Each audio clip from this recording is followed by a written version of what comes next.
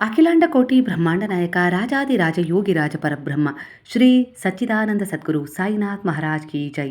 ಗುರುವಿನ ಪಾದಾರವಿಂದಗಳಿಗೆ ವಂದಿಸುತ್ತಾ ನಮಸ್ತೆ ಸ್ನೇಹಿತರೆ. ಇವತ್ತಿನ ರೀಡಿಂಗ್ ಚೆಕ್ ಎನರ್ಜಿ ಆಗಿರುತ್ತೆ. ನಿಮ್ಮ ಭಾವನೆಗಳಿಗೆ ತಕ್ಕ ಹಾಗೆ ಈ ಎನರ್ಜಿ ಯಾವ ರೀತಿ ಉತ್ತರವನ್ನು ಕೊಡುತ್ತೆ ಅಂದರೆ ನಿಮ್ಮ ನಂಬಿಕೆಗೆ ಅನುಸಾರವಾಗಿ ಈ ಎನರ್ಜಿಗೆ ನೀವು ಯಾವ ರೀತಿ ಕನೆಕ್ಟ್ ಆಗ್ತೀರೋ ಅದೇ ರೀತಿ ನಿಮಗೆ ಇಲ್ಲಿ ಗುರುವಿನಿಂದ ಆಗಿರ್ಬೋದು, ನೀವು ನಂಬಿದ ದೈವಶಕ್ತಿಗಳಿಂದ ಆಗಿರ್ಬೋದು, ಈ ಎನರ್ಜಿ ನಿಮ್ಮ ಎನರ್ಜಿಗೆ ಕನೆಕ್ಟ್ ಆಗಿ ಅನೇಕ ರೀತಿಯ ದ್ವಂದ್ವಗಳಿಗೆ ಉತ್ತರ, ಹಾಗೆ ನಿಮ್ಮ ಅನೇಕ ರೀತಿಯ ವಿಚಾರಗಳನ್ನು ಹೀಲ್ ಕೂಡ ಮಾಡುತ್ತೆ. ಹಾಗೆ ನಿಮ್ಮ ಜೀವನ ಸಮೃದ್ಧವಾಗಿ ಇಟ್ಕೊಳ್ಳೋಕ್ಕೆ ಇದು ಎಲ್ಲ ರೀತಿಯಲ್ಲೂ ನಿಮಗೆ ಸಹಾಯ ಮಾಡುತ್ತೆ. ಯಾಕಂದರೆ ನೀವು ಅಷ್ಟೇ ಶ್ರದ್ಧಾ ಭಕ್ತಿಯಿಂದ ಈ ಎನರ್ಜಿಗೆ ಕನೆಕ್ಟ್ ಆಗ್ತೀರಾ, ನಿಮ್ಮ ಒಂದು ಗುರುವನ್ನು ಹಾಗೆ ನಿಮ್ಮ ಒಂದು ಆರಾಧ್ಯ ದೈವವನ್ನು ಕನೆಕ್ಟ್ ಮಾಡಿಕೊಂಡು. ಹಾಗಾಗಿ ಅದು ನಿಮಗೆ ಇಲ್ಲಿ ಅದೇ ರೀತಿ ಬ್ಲೆಸ್ಸಿಂಗನ್ನು ಹಾಗೆ ಕೆಲವೊಂದು ಹೀಲಿಂಗನ್ನು, ಕೆಲವೊಂದು ಗೈಡೆನ್ಸನ್ನು ಮಾಡ್ತಾ ಹೋಗುತ್ತೆ. ಮೊದಲನೇದಾಗಿ ನಿಮ್ಮ ಇಚ್ಛಾ ಪೂರ್ತಿ ಕಾರ್ಡ್ ಅಂತ ಹೇಳಿ ಕರೆಯುವ ರೀತಿಯಲ್ಲಿ ಇದು ನಿಮ್ಮ ಹೃದಯದ ಆಸೆ, ಕಾಸ್ಮಿಕ್ ಸಂಪರ್ಕ ಮತ್ತು ಜೀವನದ ಮಹತ್ವದ ಪಾಠಗಳ ಬಗ್ಗೆ ಸಂದೇಶ ನೀಡುವ ಸಮಯವಾಗಿದೆ ಅನ್ನೋ ರೀತಿಯಲ್ಲಿ ಬರ್ತಾ ಇದೆ. ಹಾಗೆ ನಿಮ್ಮ ಜೀವನದಲ್ಲಿ ಇರುವ ಈ ಸಂಬಂಧ ಸಾಮಾನ್ಯದಲ್ಲ, ಈಗಿರುವ ಸಂಬಂಧ, ಹಾಗೆ ಇದು ಪೂರ್ವಜನ್ಮದ ಕರ್ಮ ಸಂಬಂಧ ಇರಬಹುದು ಅನ್ನೋ ರೀತಿಯಲ್ಲಿ ಕೂಡ ಇಲ್ಲಿ ಸೂಚನೆ ಸಿಗ್ತಾ ಇದೆ. ದೇವರ ಆಶೀರ್ವಾದ ಇರುವ ಸಂಪರ್ಕವಾಗಿದೆ. ಈ ಸಂಬಂಧದಲ್ಲಿ ಸಂತೋಷ ಮತ್ತು ತೃಪ್ತಿ ಸಿಗುತ್ತದೆ. ಅಪೂರ್ಣ ಆಸೆಗಳು ನಿಧಾನವಾಗಿ ಪೂರ್ಣಗೊಳ್ಳುತ್ತವೆ, ಮನಸ್ಸಿಗೆ ಶಾಂತಿ ಬರುತ್ತೆ. ಇದು ದೈವಿಕ ಸಮಯದಲ್ಲಿ ನಡೆಯುತ್ತಿರುವ ಸಂಬಂಧ, ಆತುರ ಬೇಡ ಅನ್ನೋ ರೀತಿಯಲ್ಲಿ ಬರ್ತದೆ. ಸ್ವಲ್ಪ ತಾಳ್ಮೆಯಿಂದ ವ್ಯವಹರಿಸಬೇಕು. ಕೆಲವು ಬದಲಾವಣೆಗಳನ್ನು ನೀವೇ ತಂದುಕೊಳ್ಬೇಕು, ನಿಮ್ಮನ್ನು ಹಾಗೆ ಸಂಭಾಳಿಸಿಕೊಳ್ಳುವ ಮೂಲಕ ಅನ್ನೋ ರೀತಿಯಲ್ಲಿ ಬರ್ತಾ ಇದೆ. ಬೇರೆ ಯಾವುದೋ ಒಂದು ಸಂಬಂಧವನ್ನು ಬದಲಾಯಿಸುವ ಮೊದಲು ನಿಮ್ಮನ್ನು ನೀವು ಪ್ರೀತಿಸ್ಕೊಳ್ಬೇಕು, ನಿಮ್ಮನ್ನು ಗೌರವಿಸುವುದನ್ನು ಮೊದಲು ಕಲಿತುಕೊಳ್ಳಬೇಕು ಅನ್ನೋ ರೀತಿಯಲ್ಲಿ ಬರ್ತದೆ. ಹಾಗೆ ಕೃತಜ್ಞತೆಯ ಮನೋಭಾವವನ್ನು ಇಟ್ಕೊಳ್ಳೇಬೇಕು. ಭಾವನಾತ್ಮಕವಾಗಿ ಸಮತೋಲನವಾಗಿರಬೇಕು. ನೀವು ನಾನು ಸಂಪೂರ್ಣ ವ್ಯಕ್ತಿ, ನನ್ನ ಸಂತೋಷ ನನ್ನೊಳಗೆ ಇದೆ ಅನ್ನೋ ರೀತಿಯಲ್ಲಿ ನೀವು ಯಾವಾಗಲೂ ಸಕಾರಾತ್ಮಕ ಆಲೋಚನೆಯೊಂದಿಗೆ ಪರಿಪೂರ್ಣವಾಗಿರಬೇಕು. ನಿಮ್ಮ ಎದುರಿಗಿರುವ ಎನರ್ಜಿ ಹೇಗಿದೆ, ನಿಮ್ಮ ಬಗ್ಗೆ ಅದು ಹೇಗೆ ಒಂದು ಫೀಲ್ ಮಾಡ್ತಾ ಇದ್ದಾರೆ, ಅದು ಒಳ್ಳೆಯದಾ, ಇಲ್ಲ ನಿಮ್ಮ ಬಗ್ಗೆ ಕೇರ್ ಮಾಡುವ ಎನರ್ಜಿ ಆಗಿದೆಯಾ, ಇಲ್ಲ ಅವರ ವೈಬ್ರೇಷನ್ ಹೇಗಿದೆ ನಿಮ್ಮ ಒಂದು ವಿಚಾರದಲ್ಲಿ, ಹಾಗೆ ಅವರ ಹೇಗಿದೆ ಈ ಸಮಯದಲ್ಲಿ, ಅವರು ನಿಮ್ಮ ಜೀವನದಲ್ಲಿ ಬರ್ತಾರಾ ಇಲ್ವಾ, ಹಾಗೆ ಅವರು ನಿಮ್ಮ ಜೀವನದಲ್ಲಿ ಬಂದರೆ ಹೇಗೆ ಬದಲಾವಣೆ ಆಗುತ್ತೆ, ಹೇಗೆ ಅವರ ಎನರ್ಜಿಯ ಫೀಲ್ ನಿಮಗೆ ಆಗಬೇಕು. ಅಂದರೆ ಮೊದಲು ನೀವು ಅವರ ಎನರ್ಜಿಯ ಮಟ್ಟವನ್ನು ಅನುಭವಿಸಬೇಕು, ಅಂದರೆ ಫೀಲ್ ಆಗಬೇಕು ನಿಮಗೆ ಅವರ ಎನರ್ಜಿ ಹೇಗಿದೆ ಅಂಥೇಳಿ. ಅದಕ್ಕೆ ಇಲ್ಲಿ ನೀವು ಅಂದರೆ ನಿಮ್ಮ ಎದುರಿಗಿದ್ದ ವ್ಯಕ್ತಿಯ, ಅದು ನಿಮ್ಮ ಗಂಡ ಆಗಿರ್ಬೋದು, ಹೆಂಡತಿ ಆಗಿರ್ಬೋದು, ಯಾವುದೇ ರೀತಿ ಒಂದು ಸಂಬಂಧದಲ್ಲಿ ನೀವು ಇದ್ದೀರಾ ಅಂದರೆ ಅವರ ಎನರ್ಜಿಯ ಫೀಲ್ ನಿಮ್ಗೆ ಆಗಬೇಕು ಅಂದರೆ ಮೊದಲು ನಿಮ್ಮ ಎನರ್ಜಿ ಸಮಾಧಾನವಾಗಿರಬೇಕು, ಅಂದರೆ ಶಾಂತವಾಗಿರಬೇಕು. ಆಗಲೇ ನಿಮ್ಮ ಎದುರಿಗೆ ಇರುವವರ ಎನರ್ಜಿಯನ್ನು ನೀವು ಫೀಲ್ ಮಾಡಲಿಕ್ಕೆ ಸಾಧ್ಯ ಆಗತ್ತೆ.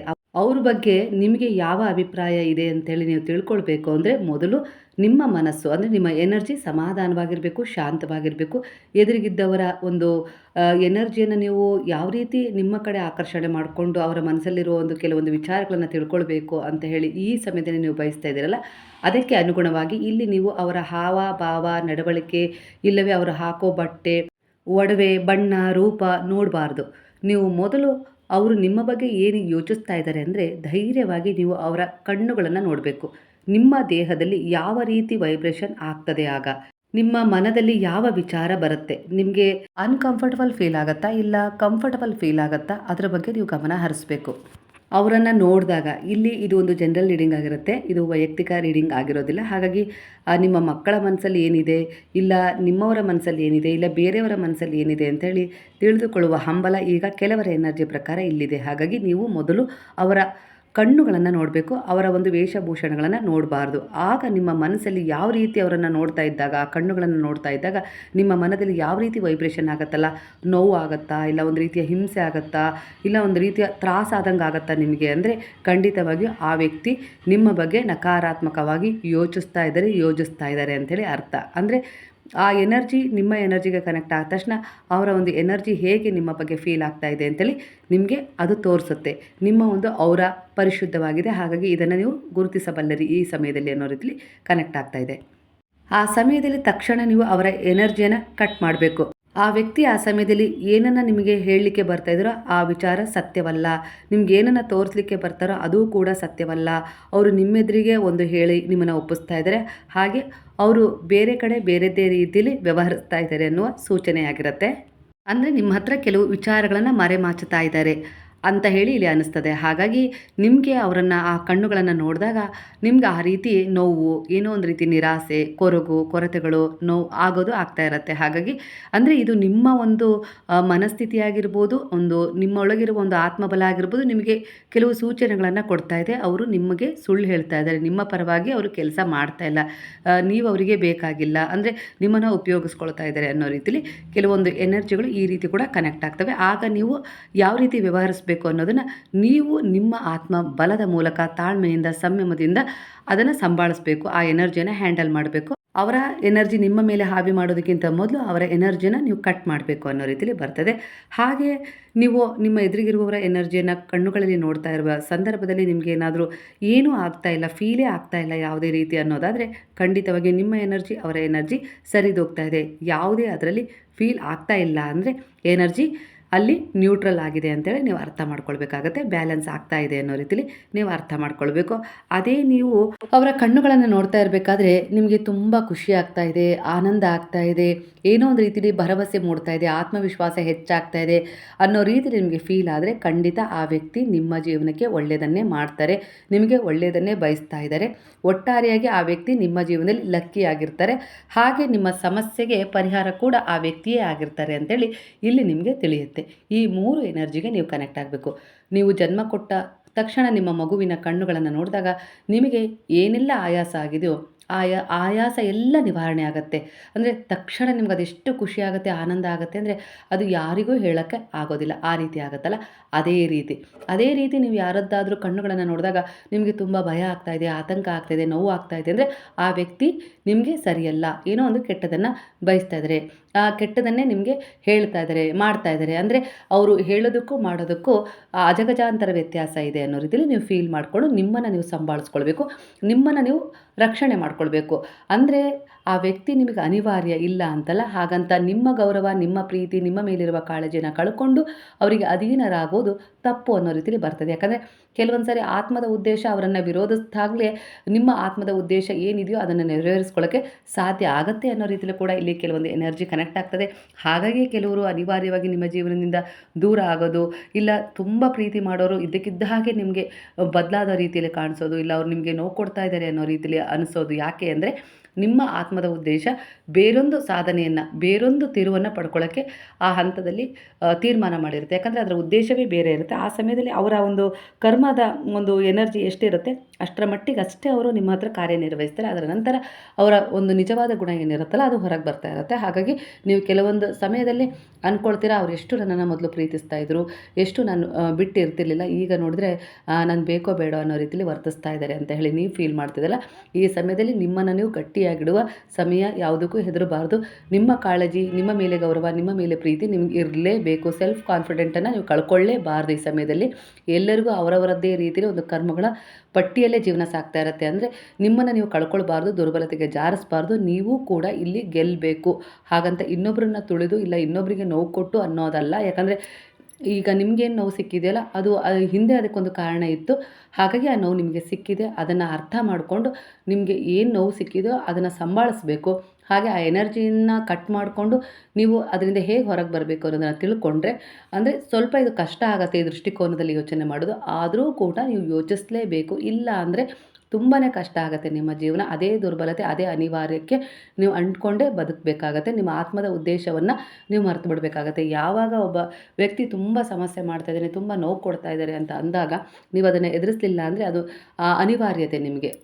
ಇಲ್ಲ ನಾನು ಎದುರಿಸ್ತೀನಿ ಅಂದಾಗ ಅದು ನಿಮ್ಮ ಆತ್ಮದ ಉದ್ದೇಶ. ಅಲ್ಲಿಂದ ನೀವು ಮುಂದೆ ಏನು ತಿರುವು ತಗೊಳ್ತೀರಲ್ಲ ಅದು ನಿಮ್ಮ ನಿಜವಾದ ಆತ್ಮದ ಉದ್ದೇಶ. ಅದನ್ನು ಅದು ಕಾರ್ಯರೂಪಕ್ಕೆ ತಂದ್ಕೊಳ್ಳೋಕ್ಕೆ ಈ ಜನ್ಮ ಬಂದಿತ್ತು ಅನ್ನೋ ರೀತಿಲಿ ಆಗುತ್ತೆ. ಹಾಗಾಗಿ ಕೆಲವೊಂದು ವಿಚಾರಗಳಲ್ಲಿ ನೀವು ಬೇಗನೆ ಚೇತರಿಸ್ಕೊಳ್ತೀರಾ. ಧೈರ್ಯವಾಗಿ ಆ ಪರಿಸ್ಥಿತಿಗಳನ್ನು, ಆ ಜನರನ್ನು, ಆ ಸಮಸ್ಯೆಯನ್ನು ಎದುರಿಸಿ ಆ ವಿಚಾರವನ್ನು ಹ್ಯಾಂಡಲ್ ಮಾಡಿ ಸರಿಯಾದ ನಿರ್ಧಾರವನ್ನು ತಗೊಂಡು ಮುಂದೆ ನಿಮ್ಮ ಜೀವನದಲ್ಲಿ ನೀವೊಂದು ಅದ್ಭುತವಾದ ತಿರುವನ್ನು ಕಂಡುಕೊಂಡು ಒಂದು ನಿಮ್ಮ ಜೀವನ ಸಮರ್ಪಣೆ ಅದು ಹೇಗೆ ಅಂದರೆ ಸಾರ್ಥಕ ಪಡಿಸ್ಕೊಳ್ಳೋ ರೀತಿಯಲ್ಲಿ ನೀವು ಹೊಸ ಜೀವನ ಶೈಲಿಯನ್ನು ಅನುಸರಿಸ್ತೀರಾ ಅನ್ನೋ ರೀತಿಯಲ್ಲಿ ಬರ್ತಾ ಇದೆ.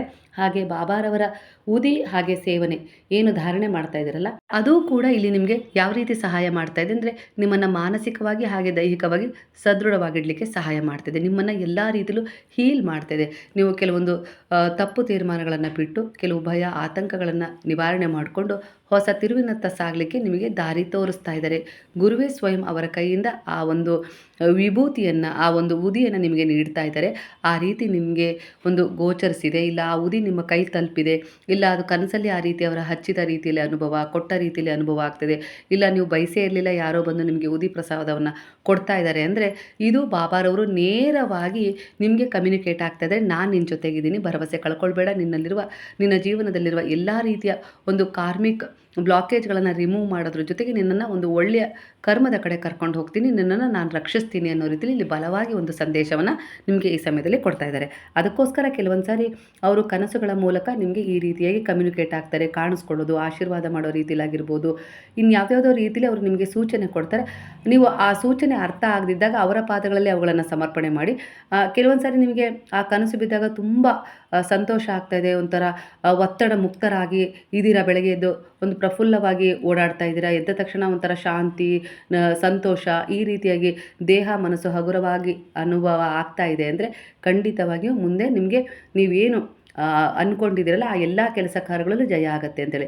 ನಿಮಗೆ ಬಾಬಾರವರು ಬಂದಾಗ ಕನಸಲ್ಲಿ ಏನಾದರೂ ಸ್ವಲ್ಪ ಒತ್ತಡ ಆಗ್ತಾಯಿದೆ, ತುಂಬ ಸಮಸ್ಯೆ ಆಗ್ತಾಯಿದೆ, ಅದು ಏನೋ ಒಂದು ರೀತಿಯಲ್ಲಿ ಬೆಳಗ್ಗೆ ಎದ್ದ ತಕ್ಷಣ ಮನಸ್ಸು ಭಾರವಾಗಿ ಆಗ್ತಾಯಿದೆ ಅಂದರೆ ಬಾಬಾರವರು ಮುಂದೆ ಏನಾದರೂ ಒಂದು ಎನರ್ಜಿ ಕನೆಕ್ಟ್ ಆಗುತ್ತೆ, ಅದರಿಂದ ನಿಮಗೆ ತುಂಬ ನೋವು ಆಗುತ್ತೆ, ಇಲ್ಲ ಯಾರೋ ನಿಮ್ಮನ್ನು ಉಪಯೋಗಿಸ್ಕೊಳ್ತಾರೆ, ಈ ರೀತಿಯಾಗಿ ದಾರಿ ತಪ್ಪಿಸ್ತಾರೆ, ಇಲ್ಲ ನೀವು ತಪ್ಪು ನಿರ್ಧಾರಗಳನ್ನು ತಗೊಳ್ತೀರಾ ಅನ್ನೋ ರೀತಿಯಲ್ಲಿ ಕೆಲವು ಸೂಚನೆಗಳನ್ನು ನೀಡುವ ಮೂಲಕ ಕೂಡ ಈ ರೀತಿಯಾಗಿ ನಿಮಗೆ ಕನೆಕ್ಟ್ ಆಗಿರ್ತಾರೆ. ಆ ಸಮಯದಲ್ಲಿ ಅವರ ಪಾದಗಳಲ್ಲೇ ನೀವು ಶರಣಾಗೋದು ಒಳ್ಳೆಯದು. ಆಗ ನಿಮಗೆ ಅಂದರೆ ಹೇಗೆ ನೀವು ಅವರ ಪಾದಗಳಲ್ಲಿ ದೃಢವಾದ ನಂಬಿಕೆ ಇಟ್ಟು ಶರಣಾಗ್ತಿರೋ, ನಿಮ್ಮ ಸಂಪೂರ್ಣವಾಗಿ ಭಾರವನ್ನಾಗಿರ್ಬೋದು, ನಿಮ್ಮನ್ನಾಗಿರ್ಬೋದು ಅವರ ಮೇಲೆ ಅರ್ಪಣೆ ಮಾಡಿಕೊಂಡಾಗ ನಿಮ್ಮ ಸಂಪೂರ್ಣ ಜವಾಬ್ದಾರಿ ಅವರದ್ದಾಗಿರುತ್ತೆ.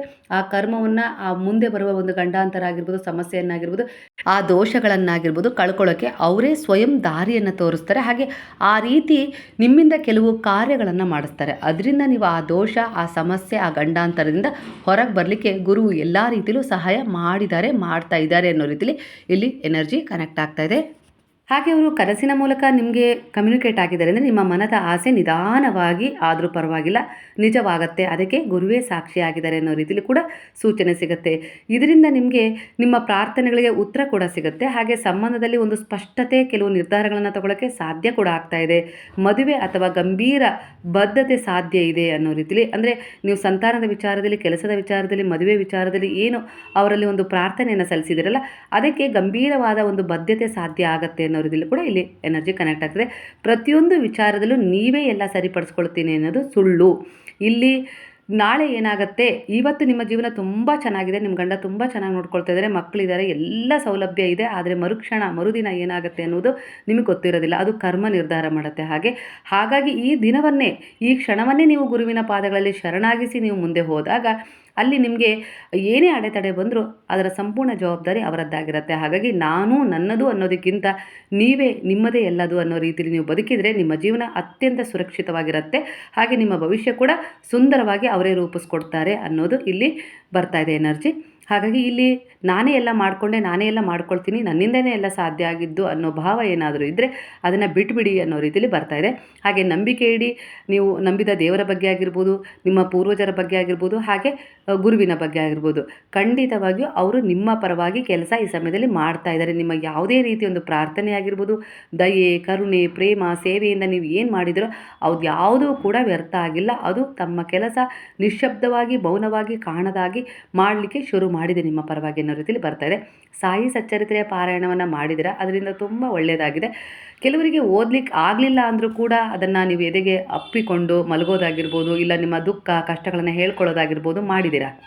ಅದರಿಂದ ನಿಮಗೆ ತುಂಬ ಒಂದು ಒಳ್ಳೆಯ ಫೀಲ್ ಆಗಿದೆ. ಅಂದರೆ ನೀವು ಆ ಗುರುವಿನಲ್ಲಿ ಒಂದು ದೃಢವಾದ ನಂಬಿಕೆ ಇಟ್ಟು, ಗುರುವೇ ನನಗಿದನ್ನು ಓದಲಿಕ್ಕೆ ಆಗ್ತಾ ಇಲ್ಲಪ್ಪ, ನನಗೆ ಬರೋದಿಲ್ಲ, ಹಾಗಾಗಿ ನಾನು ಅದನ್ನು ಓದಿದ ಅನುಭವವನ್ನು, ಇದರಲ್ಲಿ ನಿಮ್ಮ ಒಂದು ಜೀವನ ಚರಿತ್ರೆಯೇ ಅಡಗಿದೆ, ಇದನ್ನು ನಾನು ನನ್ನ ಜೊತೆಗೆ ಇಟ್ಕೊಳ್ಳೋದ್ರಿಂದನೇ ನಾನು ಅನೇಕ ರೀತಿಯ ಸಮಸ್ಯೆಗಳಿಂದ ಹೊರಗೆ ಬಂದಿದ್ದೀನಿ ಅನ್ನೋ ರೀತಿಯಲ್ಲಿ ಕೂಡ ನೀವು ಅವರಿಗೆ ಶರಣಾಗಿದ್ದೀರ. ಅದು ಅದರದ್ದೇ ಆದ ರೀತಿಯಲ್ಲಿ ನಿಮ್ಮ ಮೇಲೆ ಒಂದು ಶಕ್ತಿಯನ್ನು ಕನ್ವರ್ಟ್ ಮಾಡಿದೆ, ಅಂದರೆ ಕೊಟ್ಟಿದೆ ಅನ್ನೋ ರೀತಿಯಲ್ಲಿ ಬರ್ತದೆ. ಒಟ್ಟಾರೆಯಾಗಿ ಈ ಸಮಯದಲ್ಲಿ ಅವರ ಪಾದಗಳಲ್ಲಿ ನೀವು ದೃಢವಾದ ವಿಶ್ವಾಸವಿಟ್ಟು ಶರಣಾಗಿದ್ದೀರಾ ಅಂದರೆ ನಿಮ್ಮ ಆಯ್ಕೆ ತುಂಬ ಚೆನ್ನಾಗಿದೆ. ಹಾಗಾಗಿ ನೀವು ಆಯ್ಕೆಯನ್ನೇ ತುಂಬ ಚೆನ್ನಾಗಿ ಮಾಡ್ಕೊಂಡಿದ್ದೀರಲ್ಲ, ಅದಕ್ಕೆ ನಿಮ್ಮ ಜೀವನ ತುಂಬ ಸುಂದರವಾಗಿರುತ್ತೆ. ಏರಿಳಿತಗಳು ಇದ್ದೇ ಇರ್ತವೆ, ಯಾಕಂದರೆ ಅದು ಕರ್ಮದ ಪ್ರತಿರೂಪವಾಗಿರುತ್ತೆ. ನಿಮಗೆ ಇವತ್ತು ಒಳ್ಳೆಯದಾಗಿದೆ, ಅದು ನಿಮ್ಮ ಕರ್ಮದ ಪ್ರತಿರೂಪ.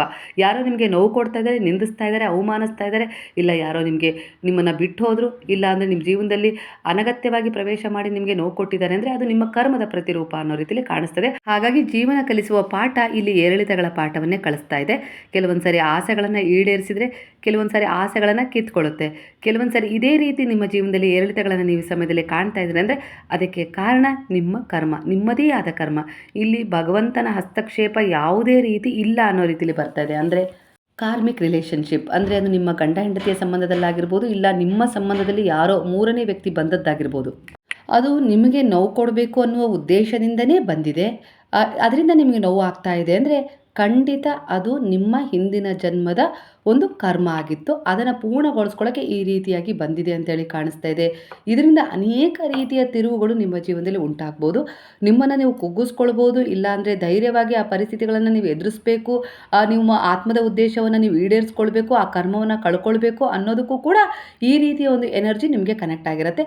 ನಿಮ್ಮ ಒಂದು ನಿರ್ಧಾರದ ಮೇಲೆ ಅದನ್ನು ನೀವು ಸಂಭಾಳಿಸ್ಬೋದು. ನೀವು ಕುಗ್ಗಿದ್ರೆ ನೀವು ಜೀವನದಲ್ಲಿ ಮತ್ತೆ ಅದನ್ನು ಕಳ್ಕೊಳ್ಳೋಕ್ಕೆ ತುಂಬ ಪ್ರಯತ್ನ ಪಡಬೇಕಾಗತ್ತೆ. ಎಂಥದ್ದೇ ಒಂದು ಸಂಬಂಧ ಆಗಿರ್ಬೋದು, ಒಂದು ಸಮಸ್ಯೆ ಆಗಿರ್ಬೋದು, ನಿಮ್ಮ ಜೀವನದಲ್ಲಿ ಅನಗತ್ಯವಾಗಿ ಪ್ರವೇಶ ಮಾಡಿ ನಿಮಗೆ ನೋವು ಕೊಡ್ತಾ ಇದೆ ಅಂದರೆ ನಿಮ್ಮನ್ನು ಗಟ್ಟಿಯಾಗಿಸ್ಲಿಕ್ಕೂ, ಹಾಗೆ ನಿಮಗೆ ಕೆಲವು ಪಾಠಗಳನ್ನು ಕಲಿಸ್ಲಿಕ್ಕೂ, ಕೆಲವು ಸತ್ಯದ ಅರಿವುಗಳನ್ನು ಮೂಡಿಸ್ಲಿಕ್ಕೂ, ಹಾಗೆ ನಿಮ್ಮ ದೃಢವಾದ ವಿಶ್ವಾಸದ ಹೆಜ್ಜೆ ನಿಮ್ಮ ಆತ್ಮದ ಉದ್ದೇಶವನ್ನು ಈಡೇರಿಸ್ಕೊಳ್ಳೋಕ್ಕೂ ಆಗಿರುತ್ತೆ. ಹಾಗೆ ಇಲ್ಲ ಅಂದರೆ ಅದನ್ನು ಕಳ್ಕೊಳ್ಳುವ ಸಂದರ್ಭವೂ ಕೂಡ ಇದಾಗಿರುತ್ತೆ ಅನ್ನೋ ರೀತಿಯಲ್ಲಿ ಕಾಣಿಸ್ತಿದೆ. ಎಲ್ಲದಕ್ಕೂ ನೀವು ತಯಾರಾಗಿರಬೇಕು, ದುರ್ಬಲತೆಗೆ ಜಾರಬಾರ್ದು, ಗಟ್ಟಿತನದಿಂದ ಅದನ್ನು ನಿಭಾಯಿಸಲೇಬೇಕು. ಇಲ್ಲ ಅಂದರೆ ನಿಮ್ಮನ್ನು ನೀವು ಕಳ್ಕೊಳ್ತೀರಾ.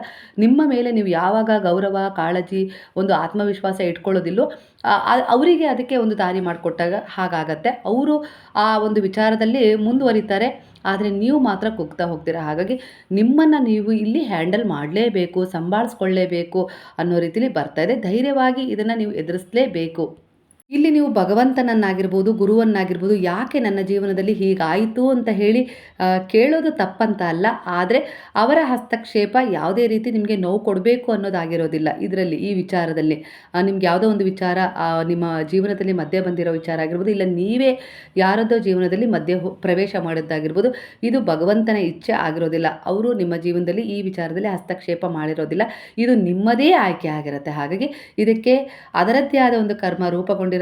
ಆ ಕರ್ಮವನ್ನು ನೀವು ಒಂದೊಂದು ಸಾರಿ ನೋವಿನ ರೂಪದಲ್ಲಿ, ಪರಿವರ್ತನೆಯ ರೂಪದಲ್ಲಿ, ಇಲ್ಲಾಂದರೆ ಬೇರೆಯದ್ದೇ ಒಂದು ತಿರುವಿನ ರೂಪದಲ್ಲಿ ನೀವು ಅದನ್ನು ಪಡ್ಕೊಳ್ತೀರಾ. ಹಾಗಾಗಿ ಇಲ್ಲಿ ನಿಮ್ಮ ದೃಢವಾದ ನಿರ್ಧಾರ, ಮನಸ್ಸಿನ ಮೇಲೆ ನೀವು ಎಷ್ಟು ಕಂಟ್ರೋಲ್ ಇಡ್ತೀರೋ, ನಿಮ್ಮ ಮನಸ್ಸನ್ನು ನೀವು ಹಿಡಿತದಲ್ಲಿ ಇಟ್ಕೊಳ್ತೀರೋ, ಆ ಮನಸ್ಸಿನ ಹಿಡಿತಕ್ಕೆ ನೀವು ಯಾವಾಗ ಜಾರದೆ ಕೆಲವೊಂದು ದೃಢವಾದ ನಂಬಿಕೆಯ ನಿರ್ಧಾರವನ್ನು ತಗೊಳ್ತೀರೋ, ಆಗ ಇಂಥ ಸಂಬಂಧಗಳಿಂದ ನೀವು ಹೊರಗೂ ಬರ್ಬೋದು, ಹೊರಗೂ ತರ್ಬೋದು ಅಂಥ ಸಂಬಂಧಗಳನ್ನು.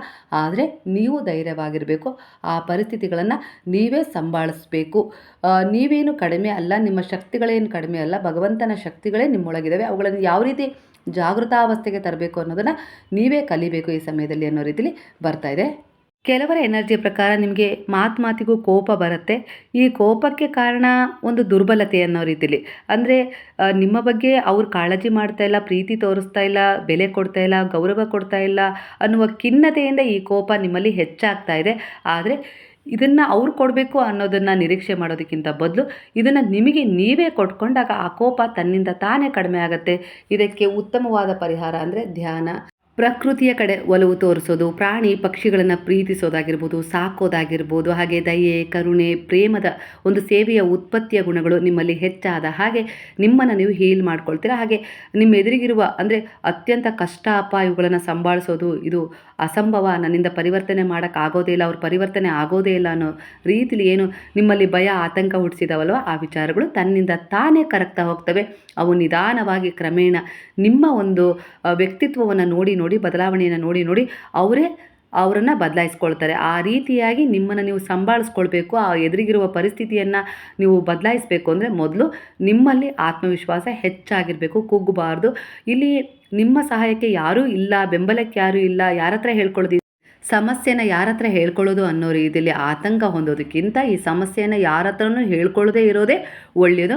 ಇದನ್ನು ನೀವು ಈ ಒಂದು ಎನರ್ಜಿಯನ್ನು ರಿಮೂವ್ ಮಾಡಲೇಬೇಕು, ಹಾಗಂತ ಹೊರಗೆ ಹಾಕಲೇಬೇಕು, ಇಟ್ಕೊಳ್ಬಾರ್ದು. ಇಟ್ಕೊಂಡಷ್ಟು ನಿಮಗೆ ಕೆಲವೊಂದು ಸರಿ ಅಗಾಧ ಪ್ರಮಾಣದ ನೋವು ಉಂಟಾಗೋದ್ರ ಜೊತೆಗೆ ಕೆಲವೊಂದು ನಿರ್ಧಾರಗಳನ್ನು ತಗೊಳ್ಳೋದು ಕಷ್ಟ ಆಗುತ್ತೆ.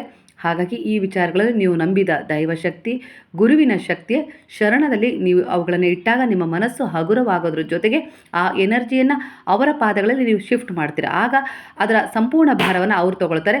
ನಿಮಗೆ ಅದ್ರ ಬಗ್ಗೆ ಯಾವ ರೀತಿ ತೀರ್ಮಾನವನ್ನು ತಗೊಳ್ಬೇಕು, ಯಾವ ರೀತಿ ನಿಮಗೆ ಸತ್ಯದ ಅರಿವಾಗಬೇಕು, ಸ್ಪಷ್ಟತೆ ಸಿಗಬೇಕು ಅನ್ನೋದನ್ನು ಅವರೇ ನಿಮಗೆ ದಾರಿ ದೀಪವಾಗಿ, ಮಾರ್ಗದರ್ಶನದ ರೂಪವಾಗಿ ತೋರಿಸ್ತಾ ಹೋಗ್ತಾರೆ.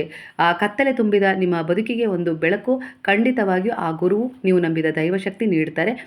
ಬೇರೆಯವರ ಮೇಲೆ ನಿರೀಕ್ಷೆ ಇಟ್ಟಿದ್ದೀರಲ್ಲ, ಅದು ಸಾಧ್ಯ ಇಲ್ಲದ ಮಾತು. ಅವರು ನಿಮ್ಮ ಎದುರಿಗೆ 4 ಸಮಾಧಾನದ ಮಾತು ಆಡ್ಬೋದು. ಕ್ರಮೇಣ ಎಲ್ಲೋ ಒಂದು ರೀತಿಲಿ ಅವರಿಗೆ ನಿಮ್ಮ ಬಗ್ಗೆ ಜಿಗುಪ್ಸೆ ಆಗ್ಬೋದು, ಇಲ್ಲ ಇವ್ರದ್ದೇನಪ್ಪ ಅನ್ನೋ ರೀತಿಲಿ ಅವ್ರು ಮಾತಾಡ್ಕೊಳ್ಬೋದು ಅನ್ನೋ ರೀತಿಲಿ ಬರ್ತದೆ. ಹಾಗಾಗಿ ಯಾರ ಹತ್ರನೂ ಹೇಳ್ಕೊಳ್ಳುವ ಅವಶ್ಯಕತೆ ಇಲ್ಲ.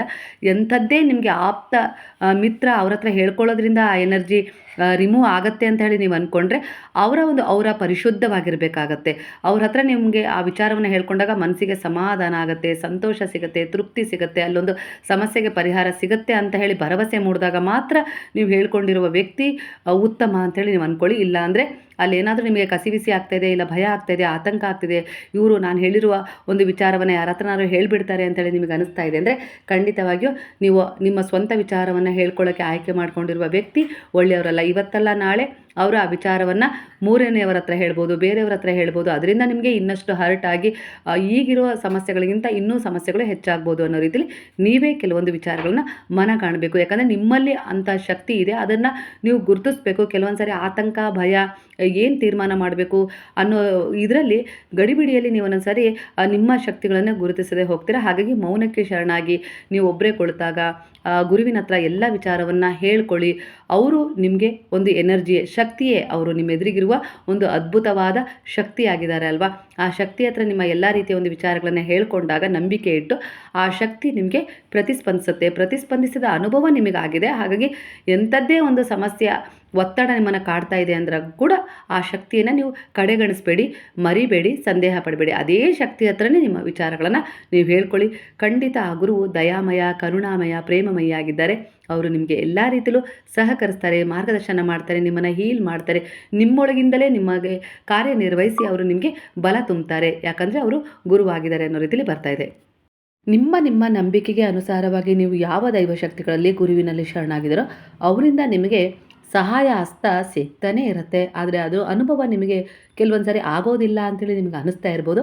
ಆದರೆ ಖಂಡಿತವಾಗಿಯೂ ನಿಮ್ಮ ಯಾವುದೇ ಒಂದು ಪ್ರಯತ್ನಕ್ಕೂ ಅವರು ಫಲ ಕೊಡದೇ ಇರೋದಿಲ್ಲ. ಎಲ್ಲ ಪ್ರಯತ್ನಗಳಿಗೂ ಫಲ ಸಿಗ್ತಾ ಇರುತ್ತೆ. ಅದರ ಅನುಭವ ನಿಮಗೆ ಮುಂದೆ ಮುಂದೆ ಆಗ್ತಾ ಹೋಗುತ್ತೆ. ಈಗಾಗಲೇ ತುಂಬ ವಿಚಾರದಲ್ಲಿ ಆಗಿದೆ ಅನ್ನೋ ರೀತಿಯಲ್ಲಿ ಬರ್ತಾ ಇದೆ. ನೀವು ಎದೆಗುಂದದೆ ಧೈರ್ಯವಾಗಿ ಕೆಲವು ವಿಚಾರಗಳನ್ನು ತೀರ್ಮಾನ ಮಾಡ್ತಾಯಿದ್ದೀರಾ. ಕೆಲವೊಂದು ನೋವಾಗಿರ್ಬೋದು, ಕೆಲವೊಂದು ಕೆಟ್ಟ ಉದ್ದೇಶಗಳನ್ನಾಗಿರ್ಬೋದು, ಕೆಲವೊಂದು ಸ್ಥಳಗಳನ್ನಾಗಿರ್ಬೋದು ನೀವು ಇಗ್ನೋರ್ ಮಾಡಿ ಈಗ ನಿಮ್ಮ ಜೀವನದಲ್ಲಿ ನೀವು ಆದಷ್ಟು ಮುಂದೆ ಹೋಗಿದ್ದೀರಾ. ಇದು ಒಂದು ಒಳ್ಳೆಯ ನಿರ್ಧಾರ. ಅಲ್ಲಿಗೆ ನೀವು ಸರಿಯಾದ ದಾರಿಯಲ್ಲಿ ಸಾಗ್ತಾ ಇದ್ದಾರೆ. ಈ ಆಧ್ಯಾತ್ಮಿಕ ಪಯಣದಲ್ಲಿ ನೀವು ಬಂದ ಮರುಕ್ಷಣದಿಂದ ನಿಮ್ಮ ಜೀವನದಲ್ಲಿ ಅದ್ಭುತ ಬದಲಾವಣೆ ಆಗಿದೆ. ಈ ದಾರಿ ನಿಮ್ಮನ್ನು ಯಾವತ್ತಿಗೂ ಕೂಡ ಕಂಗೆಡಿಸೋದಿಲ್ಲ. ಈ ದಾರಿ ನಿಮ್ಮ ಭವಿಷ್ಯವನ್ನು ಸುಂದರವಾಗಿಸ್ತಾ ಇದೆ. ಹಾಗಾಗಿ ಹೆದರುವ ಅವಶ್ಯಕತೆ ಇಲ್ಲ ಅನ್ನೋ ರೀತಿಯಲ್ಲಿ ಬರ್ತದೆ. ಹಾಗೆ ನಿಮ್ಮ ಜೀವನದಲ್ಲಿ ನೀವು ಬಾಬಾ ಅವರನ್ನು ಯಾವ ರೀತಿ ನಂಬಿದ್ದೀರಾ ಅಂದರೆ ನಿಮ್ಮ ಜೀವನದಲ್ಲಿ ಅವರಿಲ್ಲದೆ ನೀವಿಲ್ಲ ಅನ್ನೋ ರೀತಿಯಲ್ಲಿ. ಅಂದರೆ ಅವರು ನಿಮಗೆ ಸರಿಯಾದ ಒಂದು ಸ್ಕ್ರಿಪ್ಟ್ ಅಂದರೆ ಮಾರ್ಗದರ್ಶನ ಮಾಡೋದ್ರ ಜೊತೆಗೆ ನಿಮ್ಮ ಭವಿಷ್ಯವನ್ನು ರೂಪಿಸಿಕೊಡ್ತಾ ಇದ್ದಾರೆ ಅನ್ನುವ ನಿಮ್ಮ ನಂಬಿಕೆಗೆ ಖಂಡಿತ ಇಲ್ಲಿ ಬಲ, ಪುಷ್ಟಿ ಸಿಕ್ಕಿದೆ. ಈಗಾಗಲೇ ಅದನ್ನು ಪಡ್ಕೊಂಡಿದ್ರೆ ಅದರ ಆಧಾರದ ಮೇಲೆ ನಿಮ್ಮ ಜೀವನ ನಿಂತಿದೆ. ಕೆಲವೊಂದು ಸಾರಿ ಏನೋ ಏರಿಳಿತಗಳು ಬಂದು ಆ ಕಡೆ ಈ ಕಡೆ ಆಗಿದ್ದುಂಟು. ಆ ಸಮಯದೆಲ್ಲ ನಿಮ್ಮ ಅನುಭವಕ್ಕೆ ಬಂದಿದೆ. ಆಗಿದ್ದಕ್ಕೆಲ್ಲ ಒಂದು ಬಲವಾದ ಕಾರಣವಿತ್ತು ಅನ್ನೋ ರೀತಿಯಲ್ಲಿ ನೀವು ಅದನ್ನು ಅರ್ಥ ಮಾಡ್ಕೊಂಡಿದ್ದೀರಾ. ಅಂದರೆ ಗುರುವಿನ ಎನರ್ಜಿ ನಿಮ್ಮ ಎನರ್ಜಿಗೆ ಕನೆಕ್ಟ್ ಆಗಿ ನಿಮ್ಮನ್ನು ಸಂಭಾಳಿಸ್ತಾ ಇದೆ ಅನ್ನೋದನ್ನು ಸೂಚಿಸ್ತಾ ಇದೆ. ಹಾಗೆ ತುಂಬ ರೀತಿಯಲ್ಲಿ ಒಂದು ಅಬಂಡೆನ್ಸ್ ನಿಮ್ಮ ಬಳಿ ಬರ್ತಾ ಇದೆ, ಸಮೃದ್ಧಿಯ ರೂಪದಲ್ಲಿ. ಮಕ್ಕಳ ಒಂದು ಜೀವನದಲ್ಲಿ ಪರಿವರ್ತನೆ ಕಾಣ್ತಾ ಇದ್ದೀರಾ. ಹಂತ ಹಂತವಾಗಿ ಬದಲಾವಣೆ ಆಗ್ತಾ ಇರೋದ್ರಿಂದ ನೀವು ತುಂಬ ಖುಷಿಯಾಗಿದ್ದೀರಾ ಈ ವಿಚಾರದಲ್ಲಿ. ಅವರಿಗೂ ಕೂಡ ಎಲ್ಲೋ ಒಂದು ರೀತಿಯಲ್ಲಿ ಬಾಬಾರವರ ಒಂದು ಸಾಯಿ ಸಚ್ಚರಿತ್ರೆ ಪಾರಾಯಣ ಆಗಿರ್ಬೋದು, ಅವರ ಶರಣದಲ್ಲಿ ಅವರನ್ನು ಕರ್ಕೊಂಡು ಹೋಗೋದಾಗಿರ್ಬೋದು ನೀವು ಮಾಡ್ತಾ ಇದ್ದೀರಾ. ಒಟ್ಟಾರೆಯಾಗಿ ನಿಮ್ಮ ಮಕ್ಕಳನ್ನು ಕೂಡ ಗುರುವಿನ ಶರಣಕ್ಕೆ ನೀವು ಹಾಕಿ ನೀವೆಲ್ಲೋ ಒಂದು ರೀತಿಯಲ್ಲಿ ಗೆಲ್ತಾ ಇದ್ದೀರಾ ಅನ್ನೋ ರೀತಿಯಲ್ಲಿ ಕಾಣಿಸ್ತಾ ಇದೆ ಎನರ್ಜಿ. ಅಂದರೆ ನಿಮ್ಮ ಮಕ್ಕಳಿಗೂ ಕೂಡ ಸರಿಯಾದ ದಾರಿಯನ್ನು ತಂದೆ ತಾಯಿಯಾಗಿ ನೀವು ಆಯ್ಕೆ ಮಾಡಿಕೊಟ್ಟಿದ್ರೆ ಇದರ ಒಂದು ಮೂಲ ಪುಣ್ಯ ನಿಮಗೂ ಕೂಡ ಎಲ್ಲೋ ಒಂದು ರೀತಿಯಲ್ಲಿ ದೊರಕತ್ತೆ. ಇದು ನಿಮ್ಮ ಸುಕೃತ ಜನ್ಮದ ಪುಣ್ಯದ ಫಲವಾಗಿದೆ. ಹಾಗಾಗಿ ನಿಮ್ಮ ಮಕ್ಕಳನ್ನು ನೀವೊಂದು ಒಳ್ಳೆಯ ದಾರಿಗೆ, ನಿಮ್ಮನ್ನು ನಂಬಿದವರನ್ನು ಒಂದು ಒಳ್ಳೆಯ ದಾರಿಗೆ ತರಲಿಕ್ಕೆ ಗುರುವಾಗಿ, ಒಂದು ಬೆಳಕಾಗಿ ನೀವು ಕಾರ್ಯನಿರ್ವಹಿಸ್ತಾ ಇದ್ದೀರಾ. ನಿಮ್ಮ ಈಗಿನ ಒಂಟಿತನ ಭಯಪಡಬೇಕಾದಂಥದ್ದಲ್ಲ, ಅದು ಆತ್ಮಜ್ಞಾನಕ್ಕೆ ದಾರಿಯನ್ನು ತೋರಿಸ್ತದೆ. ನೀವು ಇತ್ತೀಚೆಗೆ ಅನುಭವಿಸುತ್ತಿರುವ ಗೊಂದಲ, ನೋವು, ದೂರವಾಗುವ ಸಂಬಂಧಗಳು ಇವುಗಳೆಲ್ಲ ನಿಮ್ಮನ್ನು ಒಳಗೆ ನೋಡಲು ಪ್ರೇರೇಪಿಸ್ತಾ ಇದ್ದೇವೆ. ಅಂದರೆ ನಿಮ್ಮ ಆತ್ಮದ ಉದ್ದೇಶ ಅದನ್ನು ಪೂರ್ಣಗೊಳಿಸ್ಕೊಳ್ಳೋಕ್ಕೆ ಈ ಒಂದು ಹಂತವನ್ನು ತಲುಪಿದೆ. ನಿಮ್ಮ ಉತ್ತರಗಳು ಹೊರಗೆ ಇಲ್ಲ, ನಿಮ್ಮ ಮನಸ್ಸಿನ ಶಾಂತಿಯಲ್ಲಿವೆ ಅನ್ನೋ ರೀತಿಯಲ್ಲಿ ಗುರುವು ಹೇಳ್ತಿದ್ರೆ, ಧ್ಯಾನ, ಜಪ, ಮೌನ ಇವುಗಳಿಂದ ಬೆಳಕು ಕಾಣಲು ಶುರುವಾಗುತ್ತೆ. ಎಲ್ಲ ಕತ್ತಲೆಯ ನಂತರ ಬೆಳಕು ಬಂದೇ ಬರುತ್ತೆ ಎಂಬ ದೈವಿಕ ಭರವಸೆ ನಿಮಗೆ ಸಿಗ್ತಾ ಇದೆ. ನಿಮ್ಮ ಕರ್ಮ ಶುದ್ಧೀಕರಣದ ಹಂತದಲ್ಲಿದೆ. ಗುರುಗಳ ಆಶೀರ್ವಾದ, ದೇವರ ಕೃಪೆ ನಿಮ್ಮ ಮೇಲೆ ಸಂಪೂರ್ಣವಾಗಿದೆ. ನೀವು ಕೇಳದೇ ಇದ್ದರೂ ಬ್ರಹ್ಮಾಂಡ ನಿಮ್ಮ ಕಡೆ ಕೆಲಸ ಮಾಡ್ತಾ ಇದೆ ಅನ್ನೋ ರೀತಿಯಲ್ಲಿ ಬರ್ತದೆ. ನಂಬಿಕೆ ಕಳೆದುಕೊಳ್ಬೇಡಿ, ನಿಮ್ಮ ಸಮಯ ಶುರುವಾಗಿದೆ. ಒಳ್ಳೆಯ ಸಮಯ, ಹೊಸ ಆರಂಭ, ಹೊಸ ಶಕ್ತಿಗೆ ದಾರಿಯಾಗಿದೆ. ಆ ಹೊಸ ದಾರಿ ನಿಮ್ಮೊಳಗಿನ ಸ್ಫೂರ್ತಿ ಮತ್ತು ಜಾಗೃತವಾಗುತ್ತೆ ಅನ್ನೋದನ್ನು ಸೂಚಿಸ್ತಾ ಇದೆ. ಇದು ಆಧ್ಯಾತ್ಮಿಕವಾಗಿ ಮತ್ತು ನಿಮ್ಮ ಒಂದು ಕಾರ್ಯಕ್ಷೇತ್ರದಲ್ಲೂ ಕೂಡ ಹೊಸ ಚಾನ್ಸನ್ನು ಸೂಚಿಸ್ತಾ ಇದೆ. ಹಾಗಾಗಿ ನಿಮಗೆ ಒಂದು ಬದಲಾವಣೆಯ ಅವಕಾಶ ಇದೆ. ಪ್ರಮೋಷನ್ ಆಗ್ಬೋದು, ಮನೆ ಬದಲಾವಣೆ ಮಾಡ್ಬೋದು, ಇಲ್ಲ ಹೊಸದಾಗಿ ಮನೆಯನ್ನು ಖರೀದಿ ಮಾಡ್ಬೋದು, ಇಲ್ಲ ಅನಿರೀಕ್ಷಿತವಾದ ಒಂದು ಹಣ ಬರ್ಬೋದು. ಅಂದರೆ ನಿಮ್ಮ ಪೂರ್ವಜರ ಆಸ್ತಿಯಲ್ಲಾಗಿರ್ಬೋದು ಪಾಲು ಬರ್ಬೋದು, ಇಲ್ಲ ಹಣ ಬರ್ಬೋದು. ಈ ರೀತಿ ಸೂಚನೆ ಕೂಡ ಇಲ್ಲಿ ಸಿಗ್ತಾ ಇದೆ. ಒಟ್ಟಾರೆಯಾಗಿ ನೀವು ಒಂದು ಲೈಟ್ ವರ್ಕರ್ ಆಗಿ ಕೆಲಸ ಮಾಡ್ತಿದ್ರೆ, ಹೌದು, ನಿಮ್ಮ ಆತ್ಮದ ಉದ್ದೇಶ ಇನ್ನೊಬ್ಬರಿಗೆ ಬೆಳಕನ್ನು ನೀಡೋದಾಗಿದೆ. ಅದು ನಿಮ್ಮ ಮಕ್ಕಳಿಗಾಗಿರ್ಬೋದು, ಇಲ್ಲ ನಿಮ್ಮ ಸುತ್ತಮುತ್ತದವರಿಗಾಗಿರ್ಬೋದು, ನೀವು ಮಾಡ್ತಾ ಇರುವ ಕೆಲಸದ ಜಾಗದಲ್ಲಾಗಿರ್ಬೋದು. ಒಟ್ಟಾರೆಯಾಗಿ ಒಂದು ಬೆಳಕನ್ನು ಹಂಚೋದು ನಿಮ್ಮ ಕೆಲಸ ಆಗಿದೆ. ಅಂದರೆ ನಂಬಿಕೆ ಕಳೆದುಕೊಂಡವರಿಗೆ ನೀವೆಲ್ಲೋ ಒಂದು ರೀತಿಯಲ್ಲಿ ಬೆಳಕಾಗಿದ್ದೀರಾ ಅನ್ನೋ ರೀತಿಯಲ್ಲಿ ಕಾಣಿಸ್ತಾ ಇದೆ. ಹಾಗಾಗಿ ಹಳೆಯ ನೋವುಗಳನ್ನು ಬಿಟ್ಬಿಡಿ, ಕ್ಷಮೆಯನ್ನು ಕೊಟ್ಟು ಅವುಗಳನ್ನು ಎಲ್ಲಿವರೆಗೂ ಹಿಡ್ಕೊಂಡಿರ್ತಾರೆ ಅಲ್ಲಿವರೆಗೂ ಹೊಸದು ಅಲ್ಲಿ ತುಂಬಲಿಕ್ಕೆ ಸಾಧ್ಯ ಇಲ್ಲ. ಹಾಗಾಗಿ ಹಳೆಯ ಕಸವನ್ನು ಗುಡಿಸಿ ಹೊರಗೆ ಹಾಕಬೇಕು.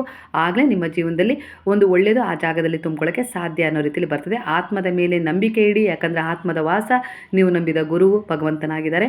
ಆತ್ಮ ಪರಮಾತ್ಮ ಬೇರೆ ಬೇರೆ ಅಲ್ಲ ಅನ್ನೋ ರೀತಿಯಲ್ಲಿ ಕಾಣಿಸ್ತಿದೆ. ನಿಮ್ಮ ಮೌಲ್ಯವನ್ನು ನೀವು ಮೊದಲು ಅರ್ಥ ಮಾಡ್ಕೊಳ್ಳಿ.